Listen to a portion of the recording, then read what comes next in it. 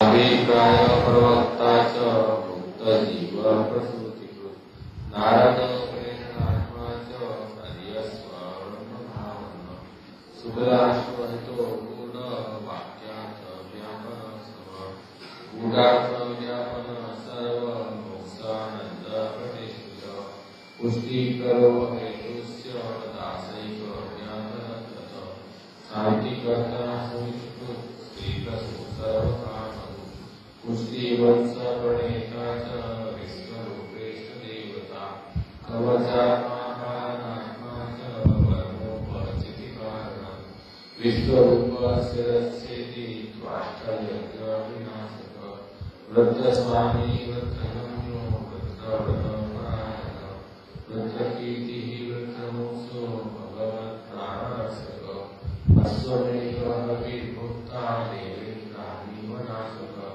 संसारमोचकस्थितिहेतु बोधन तत्पर मंत्रसिद्धि सिद्धिहेतु सुसिद्धि फलदायक महादेव तिरस्कर्ता भक्ति पूर्वार्थनाशक देवब्राह्मण विद्वेष वैमोक्ष ज्ञानप्रकाशक आदित्यो दैत्यराजस्य महत्पतियसिद्ध्यकुत् मरुतां वेदकस्त्राता वृताता मुक्तसूति।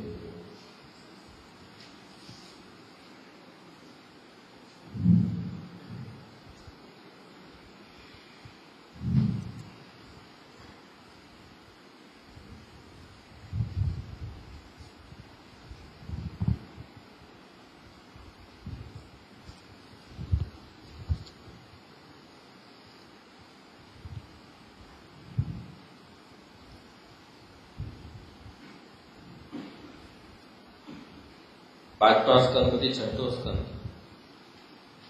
સ્થાન લીલા, મર્યાદા લીલા અને છઠ્ઠો સ્કંદ એટલે પોષણ લીલા, પુષ્ટિ લીલા.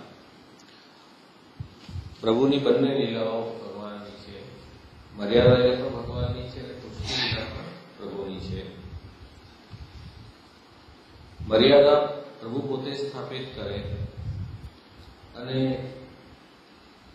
એ મર્યાદાને પ્રભુ પોતે તોડી પણ શકે છે પોતાના અનુગ્રહ પુષ્ટિથી.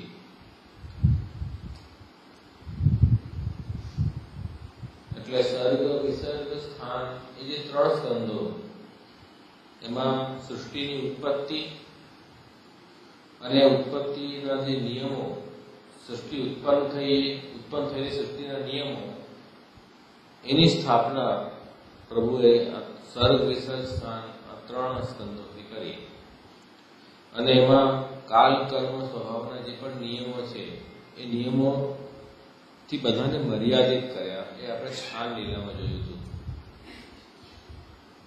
વૈકુંઠ વિજય સ્થિતિ એ સ્થાન લીલા હતી અને પોષણ તદ અનુગ્રહ એ પુષ્ટિ લીલા છે.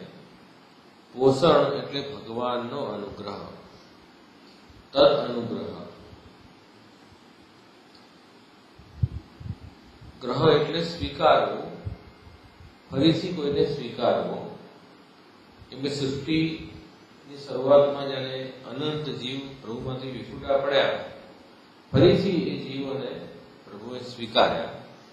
અનુગ્રહ એ ભગવાનના અનુગ્રહને જ પુષ્ટિ કહેવાય છે, એને પોષણ લીલા કહે છે.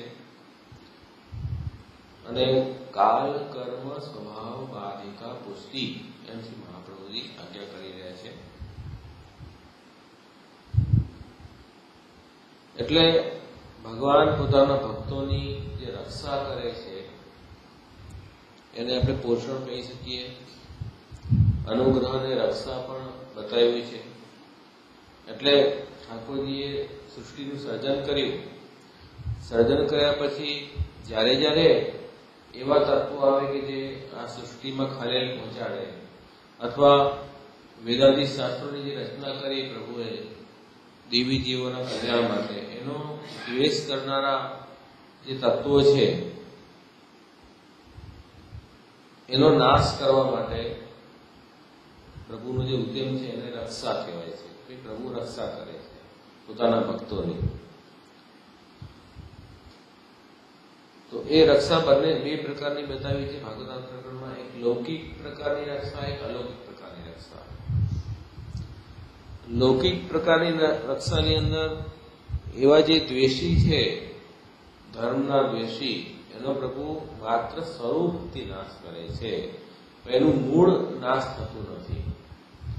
જ્યારે અલૌકિક પ્રકારની જે રક્ષા છે તેમાં જે દ્વેષ કરનારા જે દોષ છે, ફરીથી દોષ એના ઉત્પન્ન ન થાય એમ મૂળથી એનો નાશ કરે છે. એ અલૌકિક પ્રકારની રક્ષા છે. એટલે કાલના કારણે કે કર્મના કારણે કે સ્વભાવના કારણે જે દોષ ઉત્પન્ન થયો હતો, એ દોષ થવાનું જે મૂળ કારણ હતું, એ કારણનો પણ નાશ પ્રભુ કરે છે. તે અલૌકિક પ્રકારની રક્ષા પ્રકાર છે. અને એ અહીંયા આ પુષ્ટિ પોષણ સ્કંદમાં ભાગવતની અંદર જે રક્ષાનું વર્ણન છે તે અલૌકિક રક્ષાનું વર્ણન છે. અન્ય પુરાણોમાં જે રક્ષા છે તે લૌકિક પ્રકારની રક્ષા છે કે એ સ્વરૂપથી તો નાશ તમે કર્યો, પણ ફરીવાર એ તત્વ તકલીફ નહીં આપે એવી કઈ એમાં બાંયધરી નથી. પણ અહીંયા તો એનો સ્વભાવ જ બદલી દો, પછી દોષ જ કેવી રીતે કરશે? એના કર્મના કારણે એવો કોઈ દોષ પેદા કર્યો તો એનો કર્મથી જ એનો કર્મનું બીજ છે એ જ નષ્ટ થઈ જાય, પછી એ દોષ નહીં થાય. એ રીતે અહીંયા કહી રહ્યા છે કે પ્રભુ સર્વસમર્થ છે અને પ્રભુએ જ્યારે રક્ષા કરવી હોય, જેના પર અનુગ્રહ કરવો હોય તો એમાં કાલ કર્મ સ્વભાવ પણ કંઈ પણ ન કરી શકે. કાલ કર્મ સ્વભાવ બાધિકા પુષ્ટિ. કોઈકનો સ્વભાવ પણ આડે આવતો હોય તો સ્વભાવ પ્રભુ બદલી શકે છે. કર્મ કોઈના ખોટા આડે આવતા હોય તો એ કર્મને પણ, કર્મના બીજને પણ નષ્ટ પ્રભુ કરીને પણ ફલદાન આપી શકે છે. અને કાલના કારણે સારા શુભ કાલ હોય, અશુભ કાલ હોય, એ કાલનો દોષ હોય એ દોષ પણ નિવૃત્ત થઈ જાય છે. એ અનુગ્રહથી થઈ શકે છે એમ કહી રહ્યા છે. એટલે આ અનુગ્રહને જ અહીંયા પુષ્ટિ એ ભગવાનનું એક અસાધારણ સામર્થ્ય છે, વીર્ય નામનો ગુણ છે, એને અહીંયા પુષ્ટિ કહી રહ્યા છે, અસાધારણ વીર્ય. આ જે અનુગ્રહ છે તે લોકવેદ બંનેમાં પ્રસિદ્ધ છે. આ જે અનુગ્રહ છે કઈ રીતે કે લોકમાં જેવી રીતે કોઈએ લોન લીધી હોય, હવે લોનની ભરપાઈ ન કરી શકે તો જે લેણદાર હોય એ વ્યાજ માફ કરી દે, લોનનો અમુક ભથ્થાઓ માફ કરી દે અને એનું ખાતું ચૂકતે કરી દે. એમ બીજું થાય છે. આ શું છે? અનુગ્રહનો તો પ્રકાર થયો ને.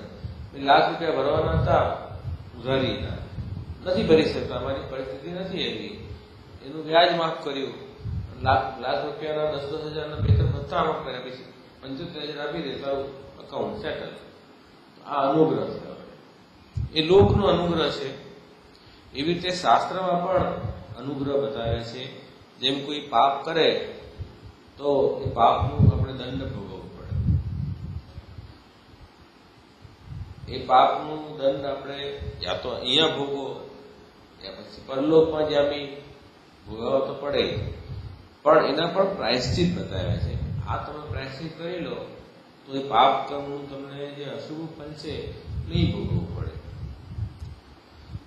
અને ઘણા પ્રાયશ્ચિત એવા હોય છે કે બહુ ભારે હોય છે, બધા લોકો એ પ્રાયશ્ચિત નથી કરી શકતા, તો એમને લોકોને સામાન્ય પ્રાયશ્ચિત પણ બતાવે છે. આટલું ભારે ન કરી શકો તો આ પ્રાયશ્ચિત કરી લો એમ. તો એ પણ એક પ્રકારની કૃપા છે. કોઈ જીવને તમે કંઈ અસહાય જીવ છે, જીવની શક્તિ નથી, સામર્થ્ય નથી, તો આટલું કરીને પણ તમે તમારા પાપથી મુક્ત થઈ શકો છો. એવી રીતે પણ જે પ્રકાર દેખાડ્યા છે બધા અનુગ્રહના જ પ્રકાર છે એમ કહી રહ્યા છે. તો એ અનુગ્રહ જે છે તેને ગૂઢ કયો છે. ગૂઢ એટલે છુપાયેલો છે. શા માટે? કેમ કે ભગવાન જ આ જગતના કારણ છે અને એમની પ્રેરણાથી જ બધું વિશ્વમાં થઈ રહ્યું છે. તે સ્થિતિમાં ભગવાન જે ઈચ્છા કરે છે એ પ્રકારથી જ બધા એમને અનુસરી રહ્યા છે. આપણે કદાચ એમ સમજતા હોય છે કે આપણે આપણી પોતાની ઈચ્છાથી કરી રહ્યા છીએ, પણ એવું નથી. પ્રભુની ઈચ્છાને બધા અનુસરી રહ્યા છે, અનુકરણ કરી રહ્યા છે. એ આપણને દેખાતું નથી કે ભાઈ હું કંઈ સારું કામ કરી રહ્યો છું, શુભ કર્મ કરી રહ્યો છું, તો એમાં કોઈને કોઈ પ્રભુની ઈચ્છા કામ કરી રહી છે. એ ભગવાનનો અનુગ્રહ મારામાં છે, પણ એ આપણને દેખાતો નથી. આપણને પોતાનો જ ઉદ્યમ અને પુરુષાર્થ દેખાય છે. એટલા માટે એ અનુગ્રહને ગૂઢ કરે છે, છુપાયેલો છે. ખ્યાલ આવ્યો? પણ એ અનુગ્રહનો આપણને અનુમાન ક્યારે થાય કે જે મર્યાદા પ્રભુએ સ્થાપિત કરી હતી, આ કર્મની મર્યાદા છે, આ કાલની મર્યાદા છે, આ સ્વભાવની મર્યાદા છે, એ જે મર્યાદા સ્થાન લીલામાં સ્થાપિત કરી, એ મર્યાદા અનુસાર જે ફળ મળવું જોઈએ તો એ ન મળીને અને કંઈ અલગ જ ફળ એને મળે જીવને, એ ખરાબ કર્મ કર્યા છતાં પણ એને સારું ફળ મળી ગયું, તો પછી આપણને ટ્યુબલાઇટ થાય. એવો આનો મતલબ કે ભગવાનનો કોઈ અનુગ્રહ, ગૂઢ અનુગ્રહ કામ કરી રહ્યો છે. પણ અનુગ્રહ તો સામાન્ય સ્થિતિમાં પણ કામ કરતો જ હતો, નથી કરતો એવું નથી.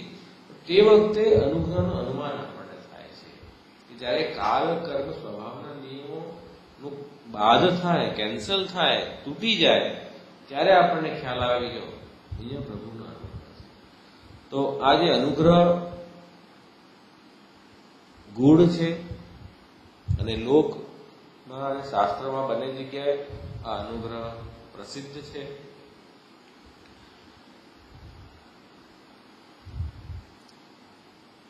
એ અનુગ્રહની ઘણી બધી વેરાયટી છે, એક સરખા નથી અનુગ્રહ. અને એ કઈ કઈ વેરાયટી છે અનુગ્રહના, એટલે આદિભૌતિક કૃપા, આધ્યાત્મિક કૃપા, આદિદેવિક કૃપા, એમ કૃપાના ઘણી બધી વેરાયટી છે. તો આ જે આખો સ્કંદ છે, છઠ્ઠો સ્કંદ, એમાં એક કૃપાની વેરાયટી બતાવી છે કે જુઓ આના ઉપર દક્ષ પ્રજાપતિ ઉપર કેવો અનુગ્રહ ભગવાને કર્યો, અથવા ઇન્દ્ર ઉપર ભગવાને કેવો અનુગ્રહ કર્યો. એમ અલગ અલગ જેટલા બી કથાઓ આવશે, અજામિલ ઉપર અનુગ્રહ કર્યો, જેટલા બી કથાઓ આવશે બધામાં પ્રભુએ કોઈ અનુગ્રહ કર્યો છે. એની કોઈની કોઈ વેરાયટી છે, એ આપણે ઓળખવાની છે. મહાપ્રભુજી ઓળખાવશે, આપણે શું ઓળખશું? અને એમાં પુષ્ટિ માર્ગનો જે અનુગ્રહ છે, આપણે કહીએ છીએ કે અમારો અનુગ્રહ માર્ગ છે, એ કયો અનુગ્રહ, એ બી આપણને ખબર પડશે. તો શ્રી મહાપ્રભુજીએ અનુગ્રહના મુખ્ય બે ભાગ પાડ્યા છે, એક સામાન્ય અનુગ્રહ અને એક વિશેષ અનુગ્રહ. એક વાત ટૂંકમાં સમજીએ કે જ્યાં ધર્મ, અર્થ, કામ, મોક્ષ ચાર પુરુષાર્થ તમારા સિદ્ધ થતા હોય, એ પ્રભુનો અનુગ્રહ સામાન્ય અનુગ્રહ છે. પણ જ્યાં વિશેષ અનુગ્રહ ક્યારે કહેવાય કે મોક્ષથી પણ વધારે તમારો ભક્તિ પુરુષાર્થ, જેમાં ભગવાન જ પોતે ફલ બનતા હોય, ભગવાન એ વહી ફલમ, એવો જો પ્રભુ અનુગ્રહ કરે કોઈ જીવ ઉપર, એ વિશેષ અનુગ્રહ છે. એમ અનુગ્રહની વેરાયટી સમજાવી છે. એટલા માટે અહીંયા એ જ વસ્તુ બતાવી છે કે જે આ જે નિયમો છે કાલ કર્મ સ્વભાવના, એનાથી આપણે, એના પ્રભાવથી આપણે બચવું હોય તો ભગવાનની કૃપા સિવાય બીજો કોઈ સાધન આપણી પાસે નથી. ભગવત કૃપા જ એ સાધન છે, એનાથી જ ફલસિદ્ધ થશે. એટલે પુષ્ટિમાર્ગમાં તો ત્યાં સુધી કહ્યું છે કે પુષ્ટિજીવના લૌકિક અલૌકિક બધા જ કાર્યો ભગવત કૃપાથી સિદ્ધ થાય છે. તો આપણે કૃપા ઉપર નિષ્ઠા રાખવાવાળા છીએ, ભગવત કૃપા ઉપર નિષ્ઠા છે. આપણને લૌકિક કે વૈદિક જે સાધનો છે એમાં નિષ્ઠા નથી, અથવા એનાથી મારું કાર્ય સફળ થાય, એનાથી મારો ઉદ્ધાર થાય, એવી નિષ્ઠા નથી. કેવલ ભગવત કૃપાથી જ મારું કાર્ય સિદ્ધ થાય છે. કૃષ્ણ એવ ગતિર્મમ, એ રીતે આપણે કૃપાને સાધન માનીએ છીએ. એટલે અજામિલતિ દુષણા નાશકો રોષિત જ્ઞાપિતા અખિલ મહાત્મ્ય કૃષ્ણેવ ગતિર્મમ. તો એ જે મહાપ્રભુજી કૃષ્ણાશ્રયમાં જે વાત કહી છે, એનાથી શું સમજાવવા માંગી રહ્યા છે કે અજામિલ જેવાના દોષોના પણ નાશ કરવાવાળા પ્રભુ એવું મહાત્મ્ય આપણે જાણ્યું છે. એટલા માટે ધર્મ પણ સાધન નથી, સાધન તો એકમાત્ર ભગવત કૃપા છે. એટલા માટે કૃષ્ણની શરણાગતિ સ્વીકારવી એ જ સાધન, એ જ કૃપા સાધન છે. એ પુષ્ટિ માર્ગીય આપણો અભિગમ છે. અને એ અનુગ્રહ, એ કૃપા પ્રાપ્ત કેવી રીતે થાય, ભગવત કૃપા જે છે એ કેવી રીતે પ્રાપ્ત થાય? તો કૃપા પ્રાપ્ત કરવું હોય તો આપણે જેની કૃપા જોઈતી હોય એને સન્મુખ થવું પડશે ને, તો કૃપા પ્રાપ્ત થશે. બેઠા બેઠા થોડી કૃપા પ્રાપ્ત થાય. હવે જેમ અત્યારે આપણે લોકોને વિટામિન ડી ઓછા થઈ જાય, કેમ? આખો દિવસ એસીમાં બેસી રહીએ, એર કન્ડિશનમાં, બહાર જવાનું થાય નહીં, અને આપણું જે ખોરાક છે એમાં આપણને વિટામિન મળતા નથી, પછી D3 ઓછું થઈ જાય. ડૉક્ટર શું કહે કે હવે તમે સૂર્યપ્રકાશમાં બેસો. તો ઘરે બેસવાથી તો સૂર્યપ્રકાશ મળવાનો નથી. પછી ટેરેસમાં જાઓ, ત્યાં જઈને બેસો, રોજ 10 મિનિટ 15 મિનિટ બેસ્યા કરો. ગામડા લોકોને તો પૂરી બેસવાની જરૂર જ નથી હોતી, એમને તો ઓટોમેટિક ભરપૂર વિટામિન D3 હોય છે. એમાં આટલા મોટા ટાવર પણ નથી હોતા ત્યાં, તો એ લોકોને ઘરે બેઠા જ સૂર્યનો આનંદ લે છે. આપણને તો બારી ખુલ્લી રાખીએ તો પ્રકાશ નથી આવતો, આજુબાજુ મોટા મોટા ટાવર, પ્રકાશ આવે ક્યાંથી? એવી સ્થિતિમાં આપણે જીવીએ છીએ. તો સંબંધ આપણે સૂર્યની કૃપા જોઈએ તો સંબંધ તો સ્થાપિત કરવો પડશે. સંબંધ કેવી રીતે સ્થાપિત કરવો? તો એ ભગવત કૃપા આપણને પ્રાપ્ત કરવી હોય તો પ્રભુ સાથે સંબંધ જોડવો પડશે. સંબંધ વગર કૃપા કેવી રીતે પ્રાપ્ત કરશો? મૂળ વાત એ છે. તો સન્મુખ આપણે રહેવું પડશે. અને એ અનુગ્રહનો અનુભવ કઈ રીતે થશે? તો અહીંયા આજે 6ઠા સ્કંદની અંદર 3 મેઇન ચેપ્ટર બતાવ્યા છે કે પ્રભુનું નામ, નામસ્મરણ, અને પ્રભુનું રૂપ.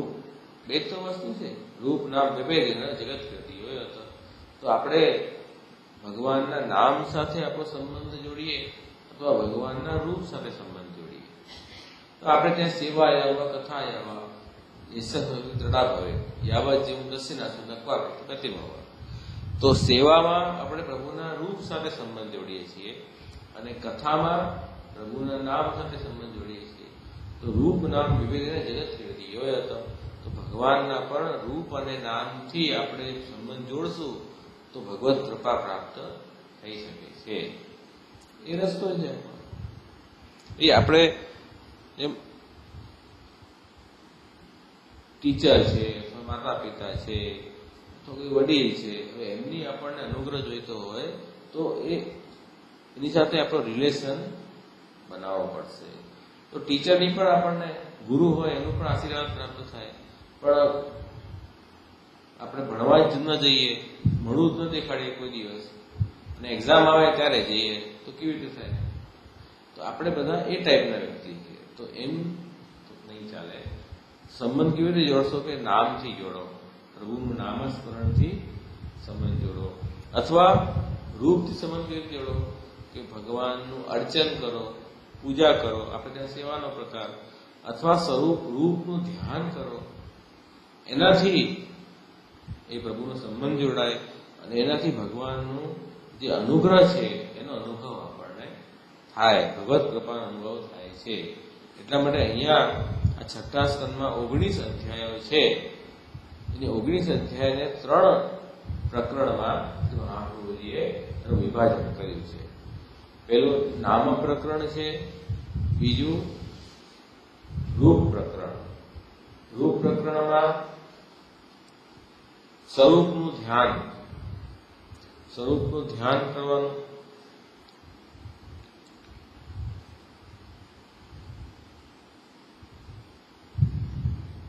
અને એ સ્વરૂપનું જયારે ધ્યાન કરશું ત્યારે એ રૂપ સાથે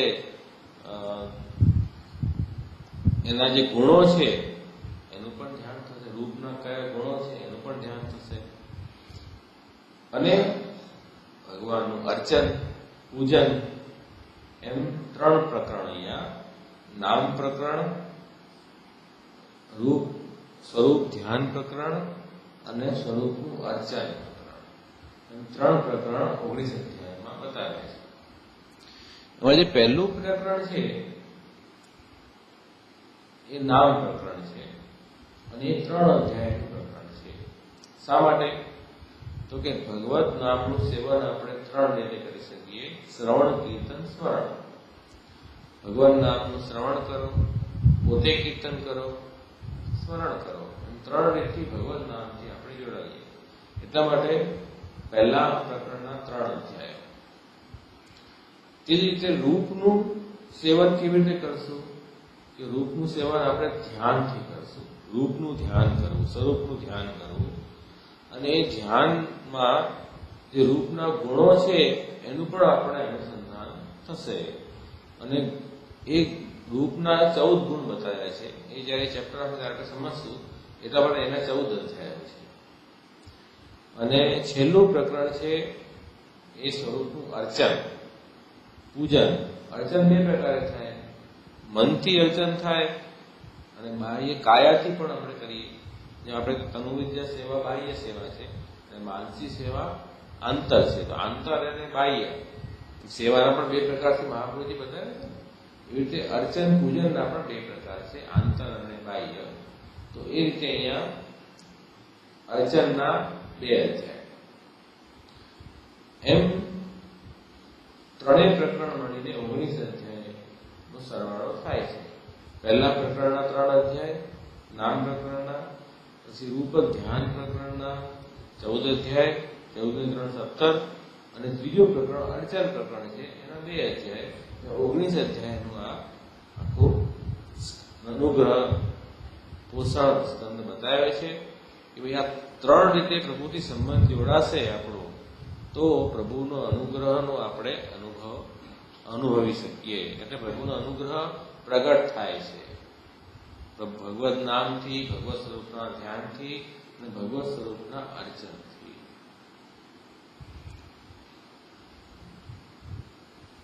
હવે આમાં જો આપણે પ્રથમ અધ્યાય જોઈએ તો એમાં શું વિવેચન છે?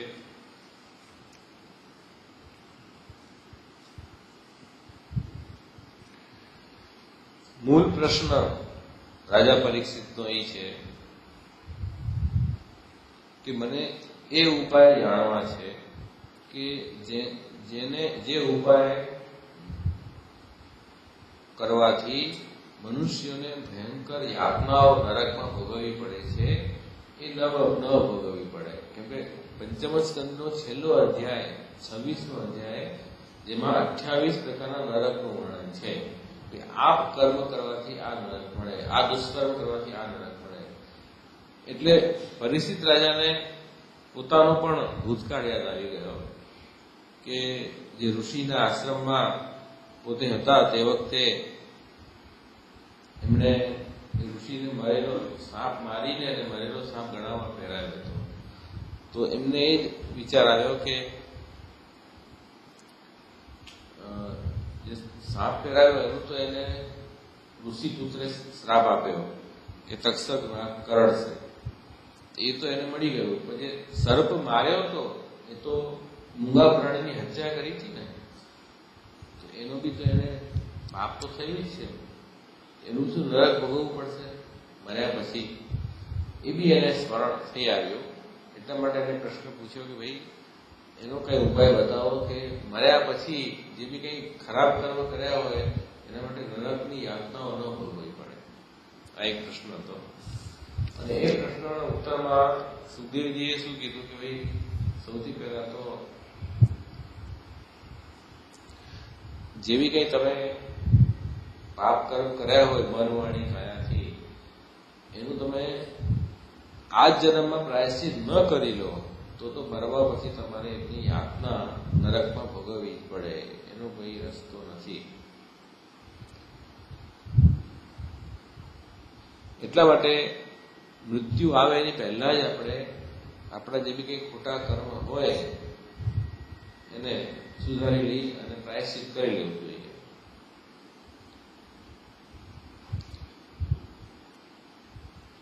કેમ કે બેઝિકલી જીવ સ્વભાવથી દુષ્ટ હોવાના કારણે કોઈને કોઈ ખોટું કામ કર્યા વગર તો રહેતો નથી. સ્વભાવ જ એવો પડ્યો છે. સ્વરૂપથી તો ભગવાનનો અંશ છે, પણ સ્વભાવના કારણે, અવિદ્યાના કારણે, અજ્ઞાનના કારણે ખોટું કર્મ કરે છે. તો એ ખોટું કર્મ થાય એનો વાંધો નથી, પણ એ મારી ભૂલ હતી એ સ્વીકારવું સૌથી પહેલા તો આવશ્યક છે. હવે તમે પ્રાયશ્ચિત પણ કરી લો, ખોટું કર્મ કરીને પ્રાયશ્ચિત કર્યું, પછી પાછું એ ખોટું કર્મ કરવાનું ચાલુ રાખ્યું, તો એ પ્રાયશ્ચિતનો શું અર્થ થયો? કઈ અર્થ ન થયો.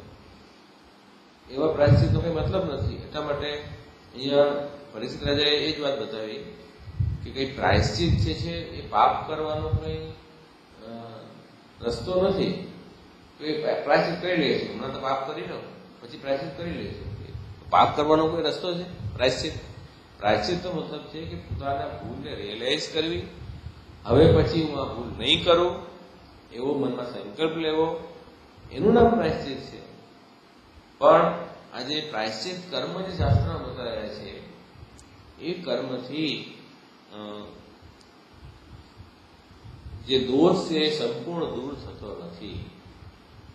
કેમ કે એ તમે પ્રાયશ્ચિત કર્યું તે વખતે જેવી તમને જેમ ભૂખે મરવાનું હોય કે 4 ફટકા ખાવાના હોય, ખાઈ લીધા, ભૂખે રહી ગયા, ચલો પ્રાયશ્ચિત થઈ ગયું, હવે પાછા જેવા હતા તેવા, એવું થાય છે ને. એટલે અહીંયા ઉદાહરણ પણ એવું જ આપ્યું છે કે જેમ હાથી જે છે તે સ્નાન કરે અને પછી પાછું પોતાના શરીર ઉપર ધૂળ નાખે છે, તો એ સ્નાન કરવું વ્યર્થ છે ને, એવું આ પ્રાયશ્ચિત કરવાનું છે.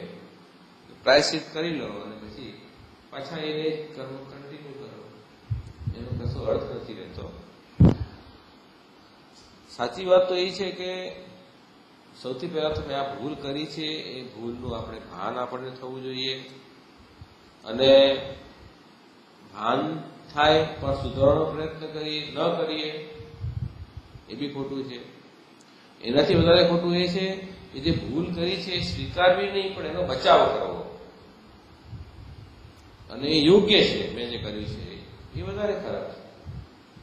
તો સૌથી પહેલા તો આ બધું વસ્તુ આપણે એનાથી બચવાની જરૂર છે કે દોષ થાય, ભૂલ થાય, બધાથી થાય.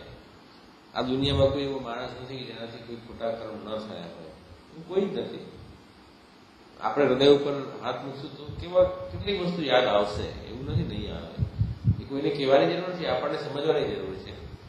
કેમ કે શું છે કે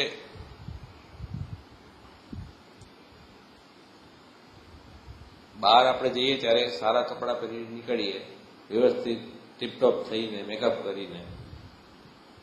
ઘરમાં હોય તો ચાલે, ફાટેલા ડાઘાવાળા કપડાં પહેરી ચાલે. તો તમે કપડાને તો તમે એટલું ધ્યાન આપો છો, કોઈ ડાઘો પડ્યો હોય, ફટેલો હોય તો કોઈ જોઈએ ખરાબ લાગશે. એટલી તકેદારી આપણા અંતઃકરણમાં અંદરના જે દોષ છે એ તો બધા ભગવાન તો જોઈએ છે ને દોષ.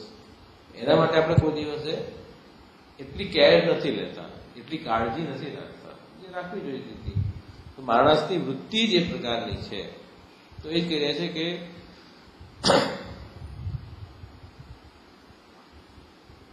આ જે પ્રાયશ્ચિત કર્મ તો કઈ સમજમાં આવતી નથી, બીજા કઈ ઉપાય હોય તો બતાવો. તો સુખદેવજી પણ એ કીધું કે તમારી એકદમ વાત સાચી છે. કર્મ જે છે, કર્મ પ્રાયશ્ચિત કર્મથી કર્મનું જે બીજ છે એ નાશ થતું નથી. એ વાત ઉપરથી ખાલી એનું શું કહેવાય, થીગડા મારી દીધા આપણે. જે ખરાબી છે દૂર નથી થઈ. Painkiller type, painkiller ખાઈ લીધે દુખાવાનો અનુભવ ન થાય. અંદર જે તકલીફ છે એ તો ચાલુ જ છે, ટેમ્પરરી રાહત છે, એવી વાત છે. તો એના માટે શું કરવું જોઈએ? તો કે ભાઈ જ્યાં સુધી અજ્ઞાન છે, અજ્ઞાનના કારણે દુષ્કર્મ કરવાની વાસનાઓ હૃદયમાં છે, ત્યાં સુધી એનો ઉપાય નથી. તો એના કારણે તો જ્ઞાનથી તમારો દોષ નિવૃત્ત થશે. તત્વજ્ઞાન થઈ જાય આપણને કોઈ વસ્તુ, તો ઓટોમેટિક માણસ રિયલાઇઝ કરશે કે નહીં, આ વસ્તુ મેં ખોટી કરી છે, હવે હું આનું પુનરાવર્તન નહીં કરું, અને ભવિષ્યમાં સુધારીશ. જ્ઞાન થાય તો, અને અજ્ઞાન હશે તો કેવલ મિકેનિકલ તમે કર્મ રૂપી પ્રાયશ્ચિત કરી લેશો, દંડ ભોગવી લીધા, બોલો હવે શું. કેટલાય ચોર ચોરી કરે છે, જેલમાં જાય પાછા આવે, કે જેલ તો અમારું ઘર છે, લો પતી ગયું. એવા લોકોને શું કહીશું? તો જ્ઞાન જરૂરી છે કે અંતઃકરણમાં રિયલાઇઝ થવું જોઈએ કે મેં આ વસ્તુ ગલત કરી છે. તો જ્ઞાન જ એનો રસ્તો છે. તો સુખદેવજી કહે છે કે આપણે વ્રતાદિ નિયમનું પાલન કરો. એ પાલન કરવાથી ધીરે ધીરે અંદરની અસદ વાસનાઓ તમારી દૂર થાય અને પછી તમને જ્ઞાન પ્રાપ્ત થાય ગુરુથી, અને એ જ્ઞાનથી પછી ફરીવાર એ દોષ નહીં થાય. અને એમાં ઉદાહરણ શું આપ્યું છે કે જેમ વનમાં આગ લાગે અને જે બધા પેલા શું કહેવાય બાંબુ હોય ને, બાંબુના વૃક્ષો, હા હે પાસ, એમાં આગ લાગે ત્યારે બધું જ બળીને ભસ્મ થઈ જાય. એવી રીતે કોઈ અવશિષ્ટ નથી રહેતું. હાથી જેવું નથી કે નાહીને નીકળ્યા અને પાછું ધૂળ થઈ, એવું નહીં થાય. એ અગ્નિ, જ્ઞાનાગ્નિ બધાને ભસ્મ કરી દેશે. એ જ ઉપાય સારો ઉપાય છે. એટલે એમાં બતાવ્યું છે કે તપસા બ્રહ્મચર્યેણ શમેન દમેન ચ ત્યાગેન સત્ય શૌચાભ્યામ યમેન નિયમેન ચ. એટલે તપસ્યા, બ્રહ્મચર્ય, ઇન્દ્રિય ઉપર કંટ્રોલ, મન ઉપર નિગ્રહ, દાન, સત્ય આચરણ, પવિત્રતા, આ બધા નિયમ પાળશું. એનાથી ધીરે ધીરે આપણા મન નિવૃત્ત થશે અને પછી જ્ઞાનથી આ બધું જ તમારું અગ્નિ ભસ્મ થઈ જશે. પણ ત્યાં પણ એક લિમિટેશન છે કે જે વાંસ બળી જાય છે પણ જમીનની અંદર એના મૂળિયા રહી જાય છે, એ ફરી ઉગી નીકળે છે. તો જ્ઞાન પણ ઈલાજ છે ખરો, પણ એટલે કર્મ કરતા સારું છે પણ 100% ક્યોર નથી. કેમ કે જ્ઞાનથી અજ્ઞાન દબાઈ જાય છે. અજ્ઞાન ટોટલી નિવૃત્ત જ થતું, એ સમસ્યા છે. એટલે વિદ્યા અને અવિદ્યા બંને માયાના જ બે પ્રકાર છે, વિદ્યા અવિદ્યા. તો વિદ્યાથી અવિદ્યા દબાઈ જાય. વિદ્યા એટલે જ્ઞાન, અવિદ્યા એટલે અજ્ઞાન. તો આપણને લાગે હવે બહુ જ્ઞાન છે, પણ અજ્ઞાન અંદર દબાયેલો છે, એ આપણને ખબર નથી. પછી અચાનક અજ્ઞાન ઉભો થાય તો જ્ઞાનને દબાવી દે. જેમ આપણે નિદ્રા અને જાગ્રત અવસ્થા, એમાં પણ એવું છે ને, સવારે ઉઠીને ફ્રેશ થઈ ગયા, આપણે ઉઠી ગયા, તો હવે એવું લાગે કે હવે જરાય ઊંઘ આવતી જ નથી. પછી ઊંઘ આવે છે ને, તો ઊંઘ દબાઈ ગઈ છે, આપણે જાગૃત થઈ ગયા. પછી પાછું ઊંઘ આવશે ત્યારે તામસ ગુણનો પ્રભાવ વધશે, તો એ નિદ્રા પાછી આવી થઈ જશે. આમ જ્ઞાન અજ્ઞાનનું સાયકલ ચાલે છે. તો જ્ઞાન પણ પૂર્ણ ઉપાય તો નથી જ, એ વાત પણ સાચી છે.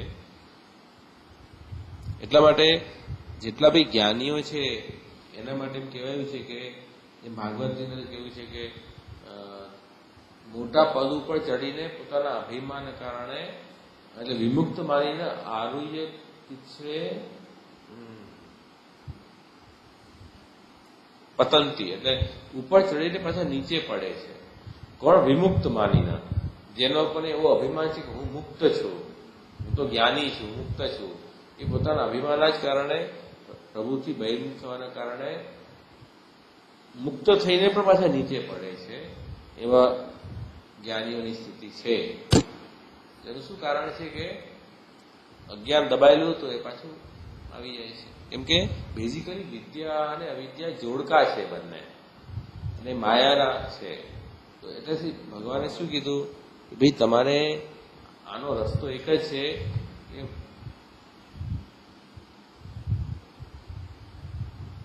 ભગવાનની શરણાગતિ સ્વીકારવાથી આ માયાને તમે તરી શકો છો. જ્યાં સુધી પ્રભુની શરણાગતિ નહીં સ્વીકારો ત્યાં સુધી માયાને તમે તરી નહીં શકો. જે અહીંયા કહ્યું છે ને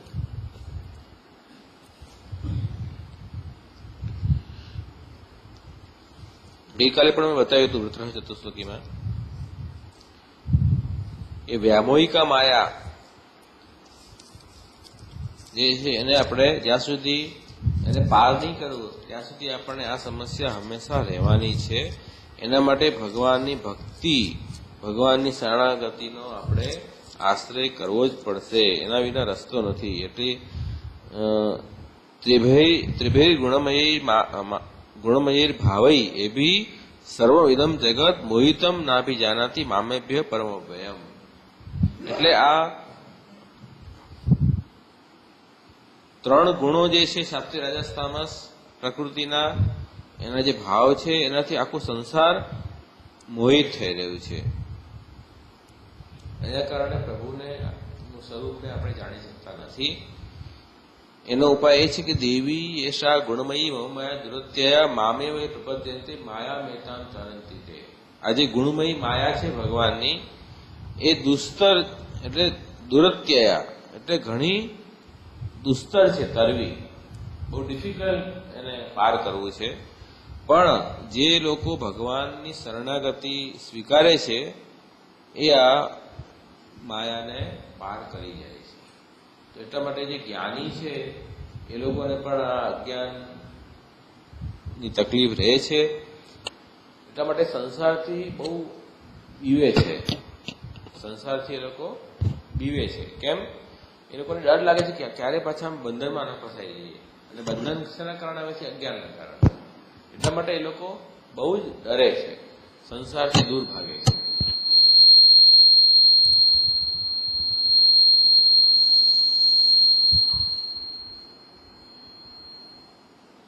પણ ભક્તને આ તકલીફ નથી.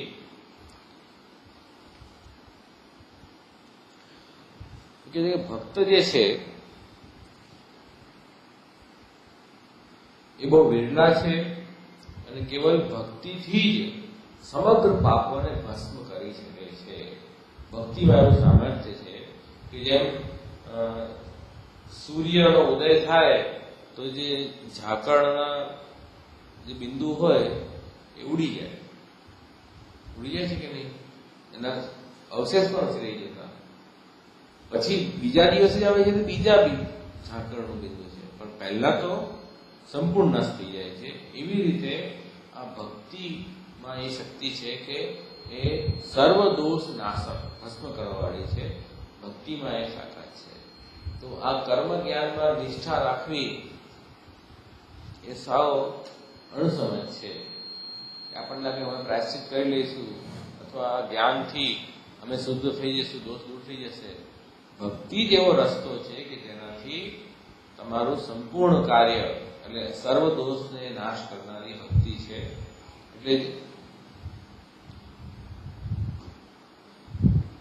એટલા માટે અહીંયા કહી રહ્યા છે કે ભાઈ કેચિત કેવલયા ભક્ત્ય વાસુદેવ પરાયણા અગમ ધન્વંતી કાસ્નેય નિહારમિવ ભાસ્કર. ભાસ્કર એટલે સૂર્ય. જેમ સૂર્ય જે છે તે જે કોરો હોય સવારનો એનો નાશ કરે છે, એવી રીતે આ જે ભક્તિ છે તે બધા જ પાપોને ભસ્મ કરી દે છે. યથા કૃષ્ણાર્પિત પ્રાણસ તત્પુરુષ નિષેવયા સઘ્રીચિનો અયમ લોકે પંથા ક્ષેમો કુતો ભય. કે જે પાપી પુરુષ છે એની સુધી ભગવાનને આત્મસમર્પણ કરે એનાથી જેવી થાય એવી તપસ્યા વગેરે સાધનોથી પણ એની સુધી થતી નથી. એટલે આપણે ધર્મ સંબંધ જે લઈએ છીએ તે આત્મસમર્પણની દીક્ષા છે, અને આત્મસમર્પણથી આપણને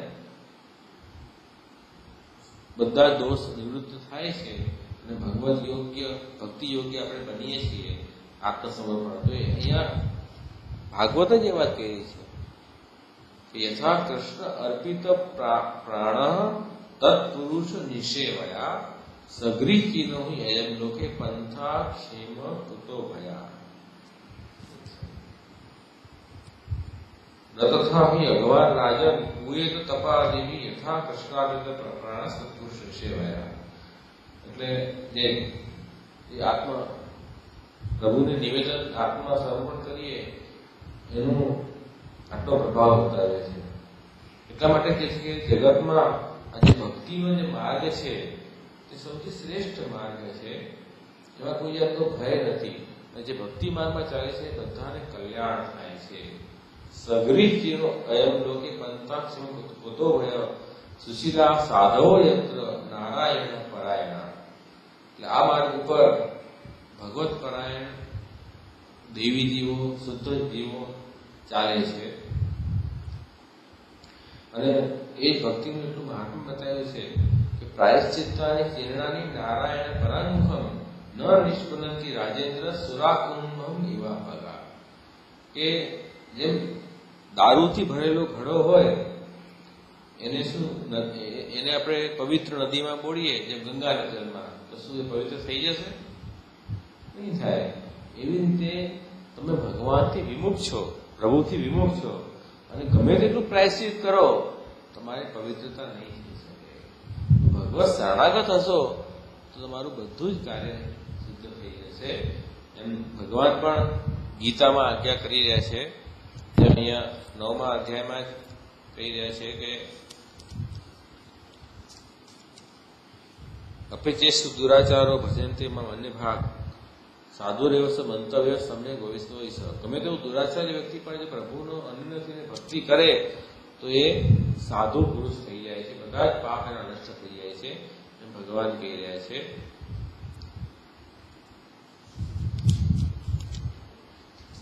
તો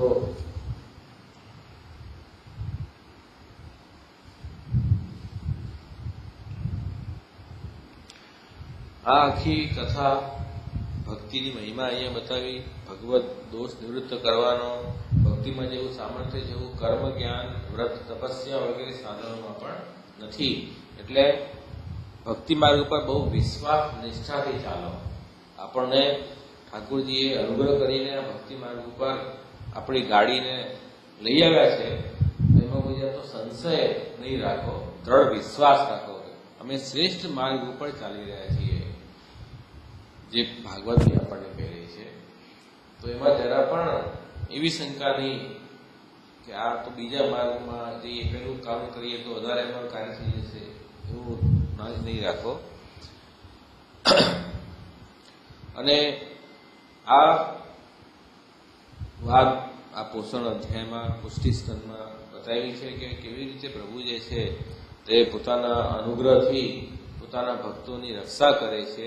એ વાત અહીંયા સારી રીતે સમજાવી છે કે કોંતે પ્રતિજાની નમે ભક્ત પ્રણસ્યતિ. મારો ભક્તનો નાશ ક્યારે થતો નથી એવું પ્રતિજ્ઞા છે મારી એવી. તો ભગવાનની જે ભક્તિ શરણાગત જે જીવ છે એનો ક્યારે પણ નાશ થતો નથી. એ પણ એટલી જ સાચી વાત છે.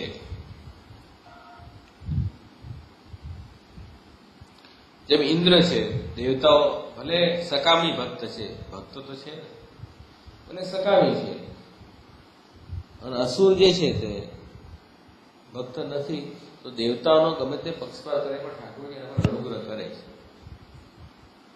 તો જેમ ઇન્દ્ર જેવો, ઇન્દ્ર જેની વાર્તા અહીંયા કથા છે 6ઠ્ઠા સ્કંદમાં, કે એમણે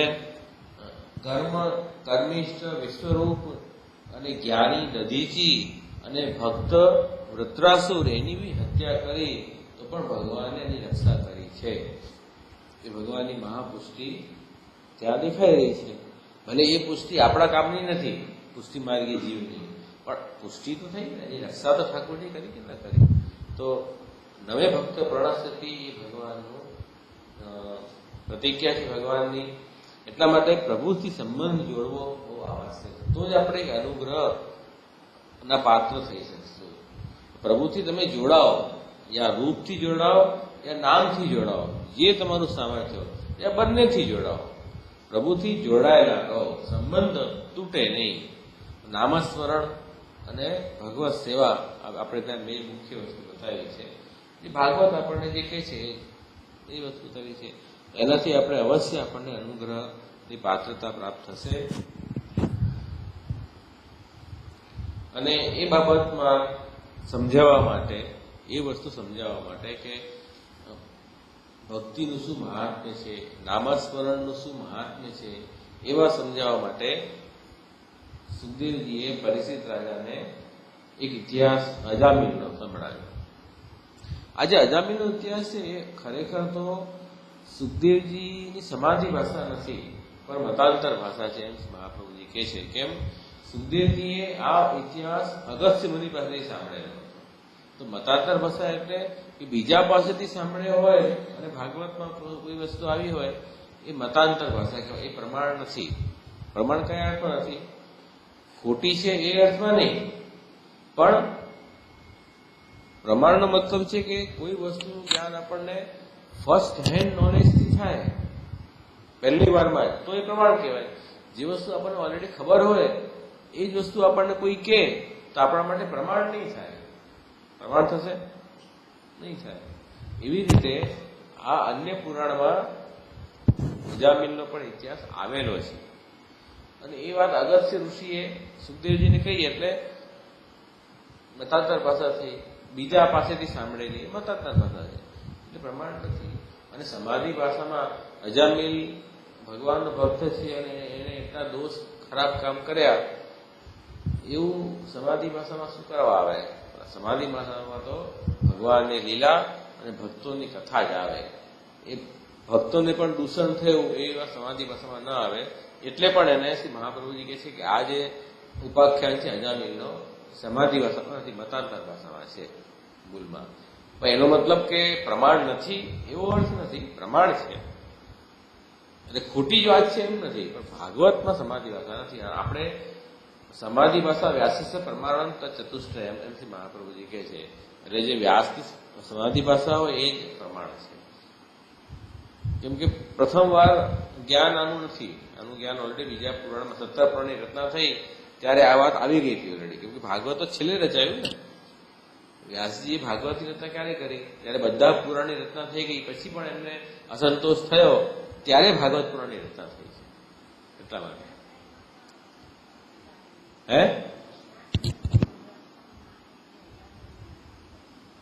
કૃષ્ણાશ્રમમાં નહીં છે. કેમ કે ત્યાં એવા સમજાવ્યું, કૃષ્ણનું મહાત્મ્ય આપણને સમજાવવું છે. કૃષ્ણ એવી ગતિમાં શા માટે?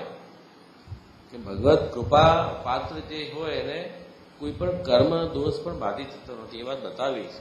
એટલે આપણે ધર્મનો આ અન્યાશ્રય કરશું તો અન્યાશ્રય છોડાવવા માટે શ્રી મહાપ્રભુજીએ ખાસ આ વસ્તુ બતાવી.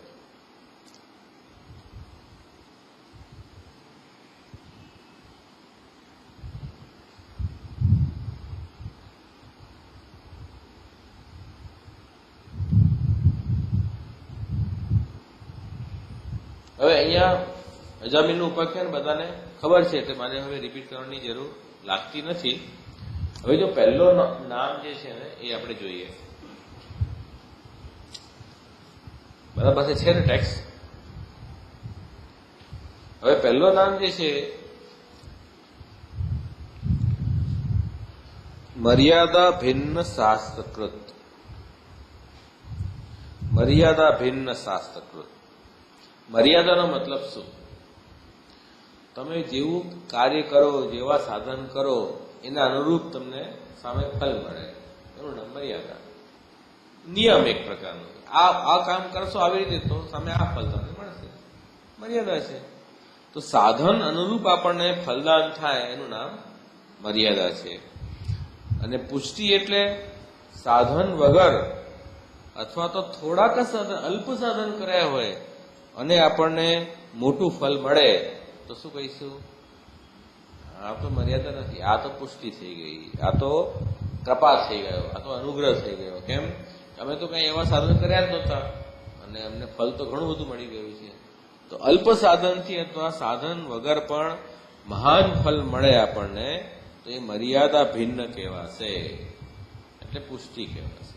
મર્યાદા ભિન્ન શાસ્ત્રકૃત. એનો અર્થ છે કે મર્યાદાથી ભિન્નનો મતલબ છે પુષ્ટિ. એટલે કેવલ ભગવાનનો અનુગ્રહ જ એ પુષ્ટિથી કૃત, પુષ્ટિ કરવા વાળા. એટલે ભગવાનનો અનુગ્રહ જ જેનો મૂળ છે એ પુષ્ટિ. અને પુષ્ટિનું જે શાસ્ત્ર, જે શાસ્ત્ર પુષ્ટિ લીલાનું પ્રતિપાદન કરે છે, પુષ્ટિ લીલા પ્રતિપાદકમ, એ શાસ્ત્ર કરવા વાળા ઠાકોરજી ભગવાન શ્રી કૃષ્ણ જેનું નિરૂપણ છઠ્ઠા સ્કંદમાં થયેલું છે. એ પુષ્ટિલીલા પ્રભુ ક્યાં કરી રહ્યા છે? ષષ્ઠ સ્કંદ રૂપમ કરોતી. છઠ્ઠા સ્કંદમાં એ પુષ્ટિલીલા પ્રભુ કરી રહ્યા છે. સમજાયું? મર્યાદા ભિન્ન શાસ્ત્રકૃત. મર્યાદા એટલે જેવું સાધન કરીએ તેવું ફલ મળે. મર્યાદાથી ભિન્ન એટલે સાધન ઓછું કર્યું અથવા ન બી કર્યું હોય તો વધારે ફલ મળે. મર્યાદા ભિન્ન. અને શાસ્ત્ર એટલે મર્યાદા ભિન્ન એટલે પુષ્ટિ. અને એ પુષ્ટિનું જે શાસ્ત્ર છે, પુષ્ટિનું શાસ્ત્ર એટલે જેમાં પુષ્ટિ લીલા બતાવેલી હોય એ શાસ્ત્ર કયું છે? છઠ્ઠો સ્કંદ. મર્યાદા ભિન્ન શાસ્ત્ર અર્થાત પુષ્ટિ લીલાનું પ્રતિપાદન કરનારું શાસ્ત્ર ભાગવતનો છઠ્ઠો સ્કંદ એ કરવા વાળા ભગવાન છે ને બીજું કોણ છે? ઠાકુરજીએ તો એ મર્યાદા ભંગ કરી એટલે કાલની મર્યાદા, કર્મની મર્યાદા, સ્વભાવની મર્યાદા, એ બધી મર્યાદા તોડીને પ્રભુએ ફલદાન આપ્યું છે. જેમ કે કર્મની મર્યાદા, અજામિલને નિંદિત કર્મ કર્યા હતા, ખોટા કર્મ કર્યા હતા, તો પણ પ્રભુએ એમને વૈકુંઠ અપાવ્યો. આ અનુગ્રહ થઈ ગયો કે નહીં? નિષિદ્ધ કર્મ કર્યા હોય તો નરક પ્રાપ્તિ થવી જોઈએ અને અજામિલને મળ્યું છે વૈકુંઠ મળ્યું. તો આ શું થઈ ગયું? મર્યાદાથી ભિન્ન પુષ્ટિ. પુષ્ટિ કેવી થઈ? પુષ્ટિ લીલા થઈ. કેમ? એ કર્મનો બાદ કયો? કર્મની મર્યાદા ન રહી ત્યાં. એવી જ રીતે ઇન્દ્રને બ્રહ્મ હત્યા લાગી કે નહીં લાગી? જો દધીચી બ્રાહ્મણ હતા, વૃત્રાસુર બ્રાહ્મણ હતા, વિશ્વ બ્રાહ્મણ હતા. કર્મિષ્ઠ, જ્ઞાની અને ભક્ત ત્રણની હત્યા કરી હતી એણે. તો પણ ઇન્દ્રને કાલથી ભગવાને બચાવ્યો, મૃત્યુથી બચાવ્યો. મહાપુષ્ટિ ઇન્દ્ર ઉપર થઈ. તો મર્યાદા તૂટી ગઈ, કાલની મર્યાદા તૂટી ગઈ. એવી રીતે સ્વભાવની મર્યાદા, વૃત્તનો સ્વભાવ ભગવાને ફેરવી નાખ્યો કે નહીં? અસુર હતો પણ દેવ પણ ઝાંખો પડે એની સામે. વૃત્રાસુર અસુર છે, અસુર યોનિમાં જન્મ થયો છે, પણ અસુરોનો મતલબ છે કે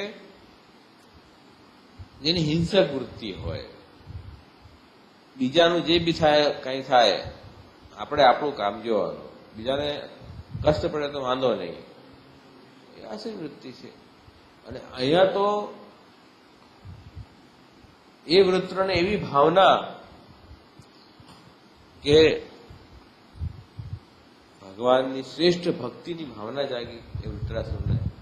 તો એ અસુરનો સ્વભાવ બદલાવી દીધો, લઈ દીધું કે નહીં? તો આ સ્વભાવ બંધ થયો છે. એવી રીતે છેલ્લા જે આવે છે કે જે દિતિના પુત્ર હતા એને પણ કાલથી પ્રભુએ બચાવ્યા.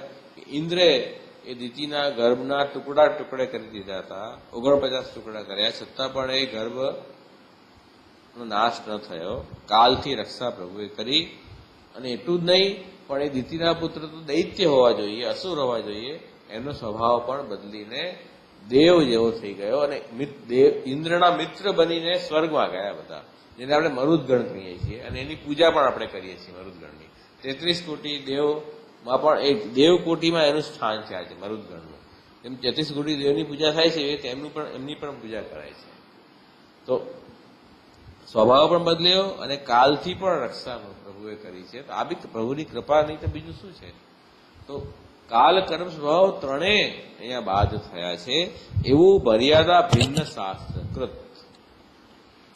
કાલ, કર્મ, સ્વભાવની મર્યાદા, કે જે પ્રકારનું કર્મ હશે, જે પ્રકારનો સ્વભાવ હશે, જે પ્રકારનું કાલ હશે, એના અનુરૂપ તમને ફલ મળશે. આ મર્યાદા છે. મર્યાદા ભિન્ન શું? કે એ કાલ, કર્મ, સ્વભાવને બાદ કરીને અને મહાદાન ફલ મળી રહ્યું છે, એ મર્યાદાથી ભિન્ન થઈ ગઈ વાત. અને એ બાદનું પ્રતિપાદન છઠ્ઠા સ્કંદમાં થયું છે. છઠ્ઠા સ્કંદમાં શાસ્ત્ર એટલે ભાગવત તો છઠ્ઠો સ્કંદ. એ કૃત એટલે કરવા વાળા. છઠ્ઠા સ્કંદમાં પોષણ લીલા કરવા વાળા ભગવાન શ્રી કૃષ્ણ, એવું ભગવાનનું આ સ્વરૂપ અહીંયા સમજાવ્યું છે. ભગવાનનું સ્વરૂપ એવું સમજાવ્યું છે, પોષણ લીલા કરનારા. એટલે મર્યાદા અને પુષ્ટિ બંને ભગવાનના ધર્મો છે. પ્રભુને જે લીલા કરવી હોય ત્યારે એ ધર્મથી એ લીલા કરી દે છે. મર્યાદા સ્થાપન કરવી હોય તો ઋષભદેવજીનો અવતાર લઈ લે, અને પુષ્ટિ સ્થાપન કરવી હોય તો પુષ્ટિ અવતાર લઈ લે. પ્રભુને જે લીલા કરવી કરી શકે નહીં. તો એ અર્થમાં અહીંયા પ્રભુનું સ્વરૂપ સમજાયું. બીજું આપણે શું કરીએ છીએ? લીલા દ્રષ્ટિ, સ્વરૂપ દ્રષ્ટિ અને કર્તવ્ય દ્રષ્ટિ. તો સ્વરૂપ દ્રષ્ટિ તો આપણે સમજાવી. લીલા દ્રષ્ટિ એ શું છે?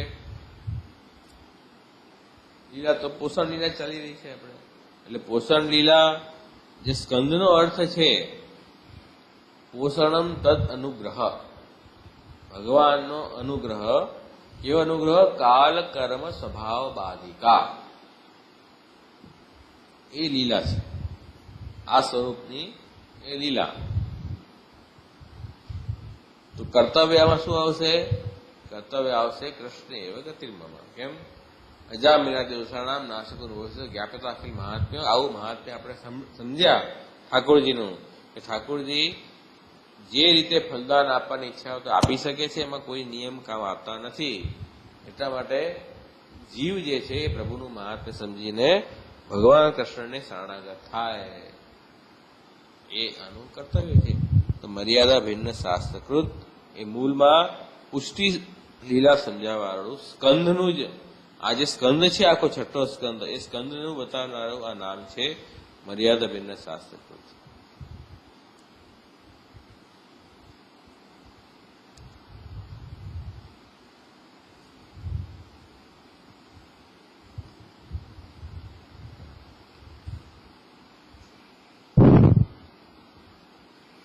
હવે જે સુખદેવજીએ વાત છેડી છે, અજામિલનો ઉપાખ્યાન સમજાવ્યો, ભગવાનની કૃપા નામસ્મરણથી કેવી રીતે ભગવત કૃપા પ્રગટ થાય છે એવા સમજાવવા માટે અજામિલનો ઇતિહાસ બતાવ્યો છે.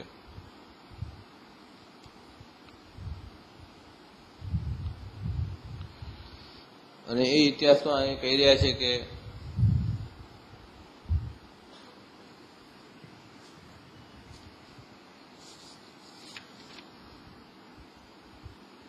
અજામિલ જે છે તે આપણે અધ્યાય કરી રહ્યા છીએ, તો મારે એ કથા થોડી બતાવી તો પડશે. ભલે તમારા માટે પ્રમાણ ન હોય, કેમ કે તમને ખબર છે, હું બીજી વાર રિપીટ કરીશ, પણ કન્ટિન્યુટી માટે મારે બતાવવી પડશે. તો અજામિલ જે છે તે બ્રાહ્મણ હતો, પણ નામ અજામિલ. અજામિલ, અજામિલ એટલે શું? અજા એટલે માયા, અજા એટલે માયા. અને માયામાં જે મળેલો હોય, માયાના સંગમાં મિલ, અથવા જે એને પરવશ થયેલો હોય, એ અજામિલ.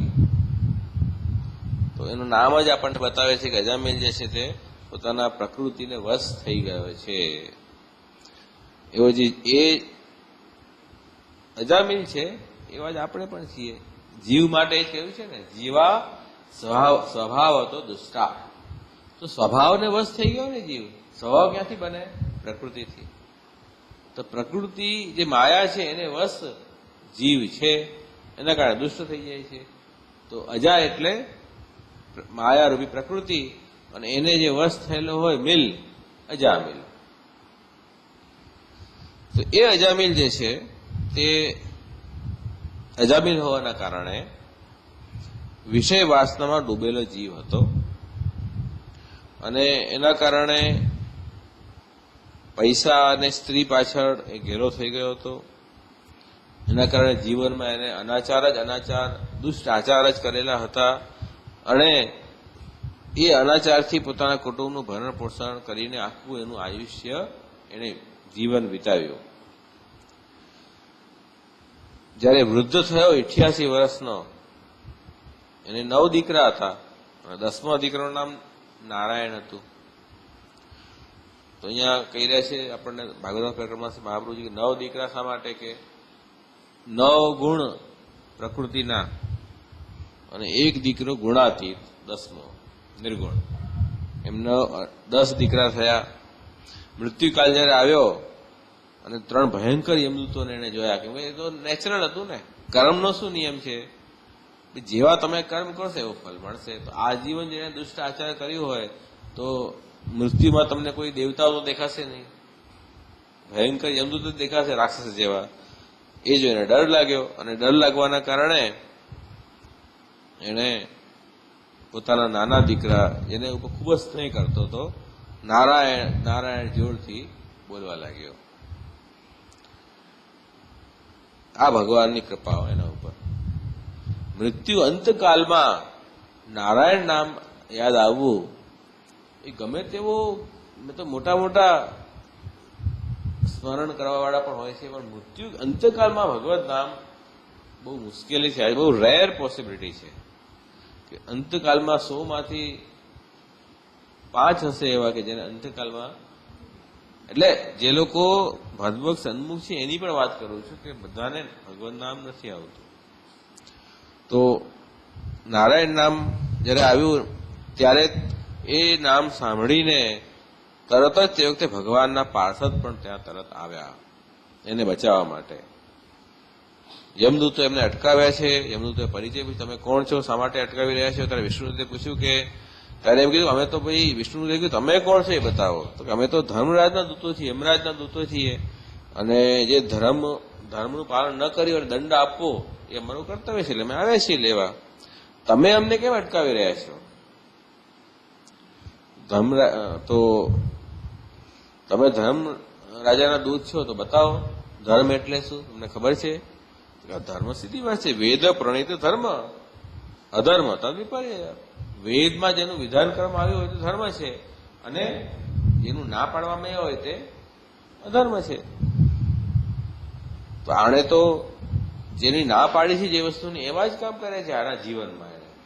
એટલે અમે તો બહુ રાઈટ છીએ, અમે કઈ ખોટું કામ નથી, અમે તો ન્યાય સંગત વાત કરી રહ્યા છીએ અને અમે લેવા આવ્યા છીએ. અને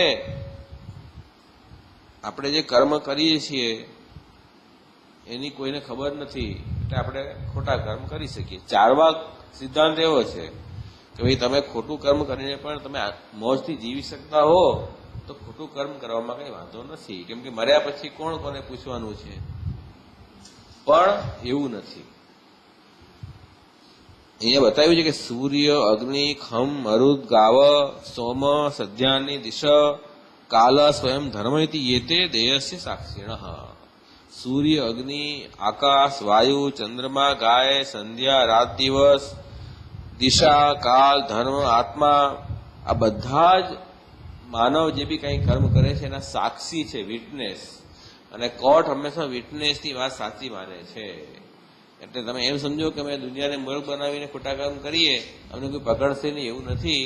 આ બધા સાક્ષી છે અને યમરાજની કોર્ટમાં બધા સાક્ષી પૂરશે આણે આ કામ કર્યું હતું અને આપણે પકડમાં આવવાના છીએ. એટલે કોઈ વસ્તુ કોઈનાથી ગુપ્ત રાખી શકાતી નથી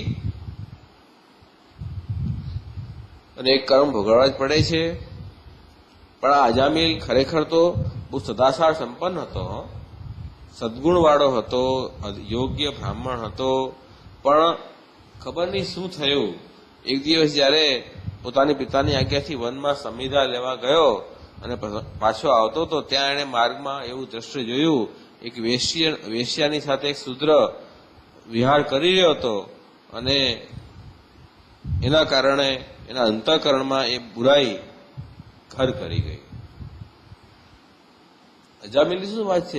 આ તો સામાન્ય આપણા જેવો માણસ હતો, પણ જે મોટા મોટા ઋષિઓ, જેમ સૌભરી ઋષિની કથા આવે છે 9મા સ્કંદમાં, કે જેમણે એક માછલાનું મૈથુન જોયું પાણીમાં અને એના કારણે એને કામ વિકાર પેદા થયો અને એની તપસ્યાનો ત્યાગ કર્યો અને મંદાતા રાજાની 50 કન્યા સાથે એ પરણ્યા પાછા એ ઋષિ. અને કેટલું એને જીવન વિષય ભોગમાં ગુમાવ્યું. પછી પાછી ઠાકોરજીની કૃપાથી એમને રિયલાઇઝ થયું કે આ મેં શું કર્યું, અને પછી એમણે ભાન પાછું આવ્યું છે તો આ જે કલયુગ છે એમાં કેટલા અનર્થ થતા હોય છે ને આપણે જોતા હોઈએ છીએ. હવે તો આ મોબાઈલ, ઇન્ટરનેટ, ટીવી બધું જ આપણને ફેસિલિટી ઉપલબ્ધ છે, એટલે આપણે કંઈ બહુ દૂર જવાની જરૂર નથી. પણ એ જે છે તમે વાત સમજો કે એ બધી વાત આપણા માનસ ઉપર ઘણી ખરાબ અસર કરતી હોય છે. આપણને લાગે ને આપણે શું છે, આપણે તો પછી ભૂલી જઈશું, એવું નથી હોતી. એ માણસ પર ખરાબ અસર કરે છે. એના સંસ્કાર ક્યાં ને કંઈ રહે છે અંતઃકરણમાં, જે આપણને અચાનક જયારે એટેક કરે આપણા ઉપર, ત્યારે આપણા સિકંજામાં અજામિલ પરવશ થઈ જઈએ છીએ આપણે. એટલા માટે બહુ જ સાવધાની રાખવી જોઈએ કે આપણે બને ત્યાં સુધી મન, વાણી, કાયાથી એનાથી દૂર જ રહેવું, એવી બધી વસ્તુથી. એ જ વધારે સારી વાત છે. જોકે એનો મતલબ કે આપણે તમે ટીવી જોવાનું બંધ કરો એમ હું નથી કહેતો, કે પિક્ચર જોવાનું બંધ કરો એમ નથી કહેતો. એમ તો આપણે ત્યાં પ્રાચીન કાળમાં જે ભરત મુનિ હતા, એમણે નાટ્ય શાસ્ત્રની રચના કરી છે અને એમાં નાટક વગેરે, કવિતા વગેરે ઘણી બધી વાતો એમણે કરી છે. અને શા માટે કરી છે કે મગજ બહુ થાકી ગયું હોય, બહુ શ્રમિક લોકો હોય, એ લોકોને મનોરંજન પણ આવશ્યક છે. એટલા માટે એ મનોરંજન કરો, એમાં કોઈ વાંધો નથી. પણ એમાં એક ધ્યાન શું રાખવાનું છે કે એ મનોરંજન એવું હોવું જોઈએ કે જેમાં આપણને કોઈ પ્રેરણા મળતી હોય, કોઈ મતલબ કોઈ મોરાલ મળતો હોય, એવું મનોરંજન બી કામનું. પણ જે મનોરંજનથી આપણી બુદ્ધિ, વિવેક ખોઈ જતા હોઈએ આપણે, એવું મનોરંજન તો આપણે હાનિ માટે છે. એટલે એન્ટરટેનમેન્ટ બી સારું છે કે જેમાં આપણને ધર્મ માર્ગ ઉપર પ્રેરણા આપતું હોય તો. બાકી એવા મને શું કામના? તો એ બી ખાસ ધ્યાન રાખવા જેવી છે કે અજામેલનું ઉપાખ્યાનથી આ જુઓ કે આટલો સુશીલ યોગ્ય બ્રાહ્મણની પણ શું દશા થઈ. એક એણે ખોટું દ્રશ્ય, અનર્થ જોયું, એના કારણે એના માનસ ઉપર કેવી ખરાબ અસર પડી છે. તો આપણે પણ બધા એવા અજામેલ જેવા જ છીએ. આપણે શું પ્રકૃતિને વશ નથી? બધા જ પ્રકૃતિને વશ છીએ આપણે. તો એ આપણે સાવધાની અવશ્ય રાખવી જોઈએ. આ બધી વાત જમદૂતોએ કહ્યું વિષ્ણુદૂતને. એટલા માટે આ અનાચારી છે, અમે એને લઈ જઈશું અને એને શુદ્ધ કરશું, દંડ આપીને એની શુદ્ધિકરણ થશે એનું. આટલી વાતમાં પહેલો અધ્યાય પૂરો થઈ જાય છે.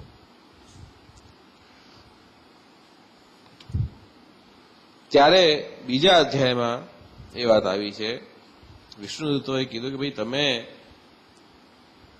બહુ ધર્મની મોટી મોટી વાતો કરો છો અને કહો છો અમે બધું જાણીએ છીએ, પણ જો ધર્મના શાસક તમે પોતાને બતાવતા હો અને તમે જ અધર્મ કરતા હો તો હવે અમારે ક્યાં જવું? જે ધર્મના શાસક હોય એ જ અધર્મ કરતા હોય તો પ્રજાની શું દશા થશે? એમ મેં ટોન્ટ માર્યો વિષ્ણુદૂતો યમદૂતોને. તો કે તમે નિરઅપરાધીને પણ જો સજા આપતા હો એ તો ન્યાય ન કહેવાય. આ અપરાધી જ નથી પહેલી વાત તો. કેમ અપરાધી નથી? કે અજામિલે બધા જ અપરાધ કરવા છે છતાં પણ એણે અંત સમયમાં ભગવદ નામ લીધું છે.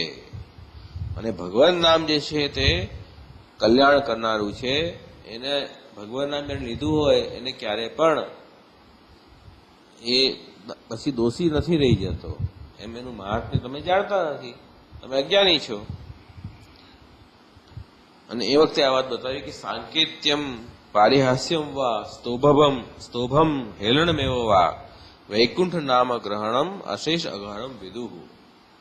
એટલે સંકેતથી, એટલે કોઈ નિમિત્તથી આપણે ભગવાન નામ લઈ જાય. અને પુત્રના નિમિત્તથી ભગવાન નામ લીધું નારાયણ, અથવા પારિહાસ્યમ પરિહાસ કરવામાં, મસ્કરીમાં નામ લઈએ, અથવા તો અકારણ કોઈ કારણ વગર અવજ્ઞાથી ટોન્ટમાં ભગવાન નામ લીધું હોય, એ રીતે પણ કે છે કે એ વૈકુંઠ અશેષ અઘરમ વિદુ, બધા જ પાપને નષ્ટ કરનારું છે. એવું ભગવાન નામનું મહિમા છે. ભગવાન નામ સર્વ પાપનો નાશ કરે છે. તો આ બહુ સરસ રસ્તો મળી ગયો આપણને. ખોટું કામ કરતા જવું ને શ્રી કૃષ્ણ સનામાં બોલતા જવું, એવો મતલબ છે ને? આ તો એવું અર્થ નથી આનો. આનો એવો અર્થ નથી કે ભગવાન નામ સર્વ પાપનો નાશ કરે છે, પણ પાપ કરવાનો એ છૂટ નથી આપતો ભગવાન નામ. એ વાત માટે આપણે થોડું આ જે શ્લોક છે, આ ભાગવતનો જે શ્લોક આપ્યો છે,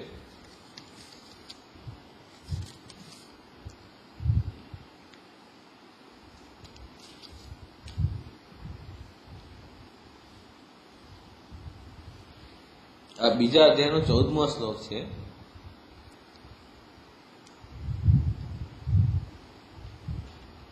એ શ્લોક પર આપણે વિચાર અવશ્ય કરવો જોઈએ. સાંકેત્યમ પરિહાસ્યમ વાસ્તવમ હેરણમેવ વા વૈકુંઠ નામ ગ્રહણમ અશેષ અગરમ વિદુઃ. નહીં તો આનો ખોટો અર્થ થઈ જશે. ગમે તે રીતે ભગવાન નામ લેતા રહો અને પાપ કરતા રહો, તો આનો ઉપર વિચાર આપણે નહીં કરશું તો શાસ્ત્રમાં નહીં આવે. એ આપણે નેક્સ્ટ ટાઈમ એના ઉપર વિચાર કરશું કે આ શ્લોકનો શું અર્થ લેવો. કે ભાઈ આ જે ભાગવતનો શ્લોક છે કે જેમાં એમ કહ્યું છે કે કોઈ પણ નિમિત્તથી પ્રભુનું નામ લીધું, અથવા હાંસી મસ્કરીમાં પ્રભુનું નામ લીધું, અથવા તો આલાપચારીમાં કે કોઈની ટોન્ટ મારવામાં ગમે તેમ ભગવાન નામ લીધું, આપણે વાંધો જ નથી. તો એવું ખરેખર છે, અને એ તો ભાગવત જ વાત કહી રહી છે. તો આપણે ભાગવતની વાત ખોટી છે એમ પણ આપણે નહીં કહી શકીએ. અને સાચી માનીએ તો આ પ્રશ્ન ઉભો થાય છે. તો પછી શું અર્થ લેવો? આનો અર્થનો અનર્થ થઈ રહ્યો છે એવું લાગે છે. એ વાત સમજવી પડશે, અને આપણે સમજીશું. આજે હવે નેક્સ્ટ ટાઈમ આપણે ચોક્કસ એ વાત જોશું.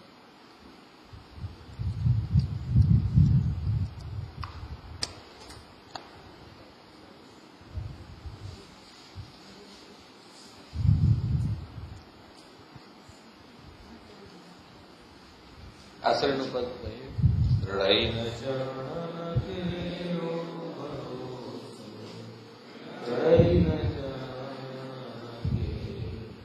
શ્રી વલ્લભ ચંદ્ર